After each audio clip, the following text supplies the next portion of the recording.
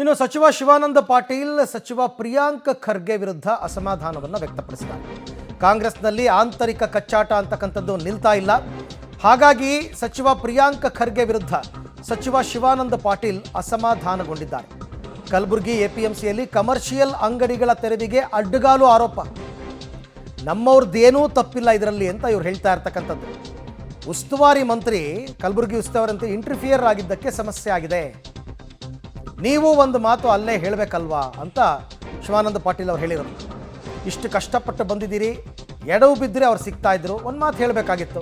ಹೋರಾಟಗಾರರ ಮುಂದೆ ಮಾತನಾಡಿರ್ತಕ್ಕಂಥ ವಿಡಿಯೋ ಕೂಡ ಈಗ ವೈರಲ್ ಆಗಿದೆ.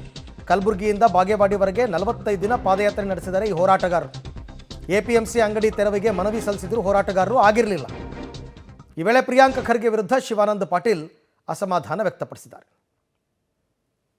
ಈಗ ನಿಮಗ ನಾವು ಹೇಳೋದು ತಿಳ್ಕೊಳ್ರಿ, ಈಗ ನಮ್ಮವನ್ ತಪ್ಪಿಲ್ಲ. ಅಲ್ಲಿ ಡಿಸ್ಟ್ರಿಕ್ಟ್ ಮಿನಿಸ್ಟರ್ ಇಂಟರ್ಫಿಯರ್ ಆಗಿದ್ದಕ್ಕೆ ಸಮಸ್ಯೆ ಆಗಿದೆ.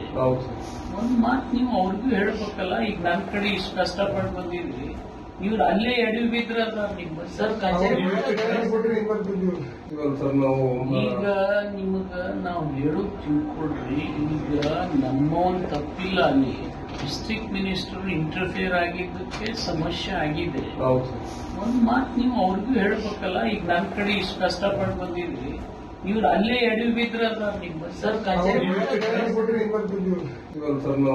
ಈಗ ನಿಮಗ ನಾವು ಹೇಳೋದು ತಿಳ್ಕೊಳ್ರಿ, ಈಗ ನಮ್ಮವನ್ ತಪ್ಪಿಲ್ಲ. ಅಲ್ಲಿ ಡಿಸ್ಟ್ರಿಕ್ಟ್ ಮಿನಿಸ್ಟರ್ ಇಂಟರ್ಫಿಯರ್ ಆಗಿದ್ದಕ್ಕೆ ಸಮಸ್ಯೆ ಆಗಿದೆ.